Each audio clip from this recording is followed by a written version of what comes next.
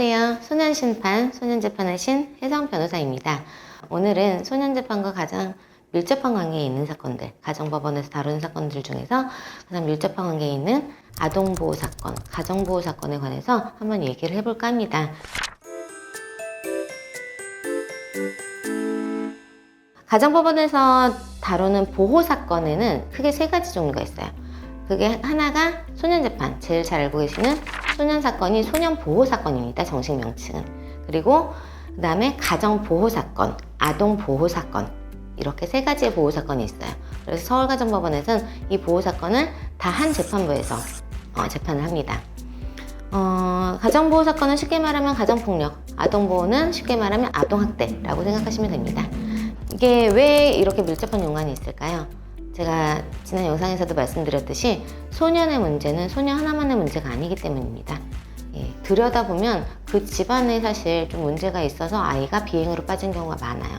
그렇다 보니까 뭐 예를 들어서 아버지가 어머니를 막 좀 폭행을 한다던가 이래서 가정보호 사건으로 들어와 있고, 아이가 아무래도 이제 나가서 사고를 치니까 부모님은 또 혼낼 수밖에 없잖아요. 그리고 또 많이 과격하게 혼내서 그게 또 아동학대로 신고가 돼서 아동보호 사건으로 들어오고, 이런 것과 같이 한 집안의 사건이 여러 가지 사건으로 같은 재판부에 들어와 있는 경우가 많아요. 그러면 이제 가정 내의 어떤 갈등을 좀 근본적으로 치유하는, 이 가정에게 내가 어떤 도움을 줄 수 있을까, 이런 고민도 굉장히 많이 하게 되고요. 그렇기 때문에 가정보호 사건과 아동보호 사건은 소년보호 사건과 떼놓을 수 없는 관계에 있습니다. 절차를 보면요, 일단 가정폭력이든 아동학대든 경찰에 신고가 들어가면 경찰에서 이제 수사를 하겠죠. 심한 아동학대 사건이면, 아니면 심한 가정폭력 사건이면 당연히 형사재판으로 갑니다. 소년이랑 똑같다고 보시면 돼요. 예를 들어서 뭐 정인이 양부모 학대 이런 사건, 뭐 죽음에까지 이르렀긴 하지만 그 정도의 심한 학대가 있다면 당연히 형사처벌을 받습니다. 실형 나오고요. 근데 그 정도가 아니라 사실 아이들 혼내다 보면 뭐 이렇게 등짝 한 대씩 때릴 수 있잖아요. 아니면 큰 소리로 이제 혼을 낸다던가, 그리고 가족 간에 좀 이렇게 갈등이 있어서 일어났던 정도의 사건들이라면 그거는 다 가정법원으로 송치가 됩니다. 소년재판과 마찬가지로. 그래서 가정법원에서 가정보호 사건 아니면 아동보호 사건으로 재판을 받게 돼요. 처분에는 이게 중요합니다. 적금금지를 명할 수가 있어요. 뭐 다른 처분은 사실 뭐 상담이라던가 뭐 교육을 받는다던가 뭐 봉사활동, 보호관찰 이런 처분들도 있는데, 그 중에서도 이제 의미 있는 처분이라고 한다면 접근금지, 통신금지를 명할 수 있다는 거. 이제 아동학대 아니면 가정폭력으로 신고가 들어갔을 때 그 다음날 바로 접근금지가 내려지는 경우가 있습니다. 나중에 실제로 경미한 사건으로 밝혀지더라도 아동학대나 가정폭력 신고가 들어갔을 당시에 임시조치를 법원에 청구하는 경우가 많습니다. 그러면 어떻게 되냐? 2개월 동안 집에 못 들어가는 게 기본입니다. 2개월 동안 퇴거, 접근금지, 통신금지. 하루아침에 집에서 쫓겨나는 겁니다. 정말. 그렇게 하다가 임시조치가 끝나고 나면은 또 특별한 사정이 없음에도 불구하고 뭐 총 6개월까지도 연장을 할 수도 있어요.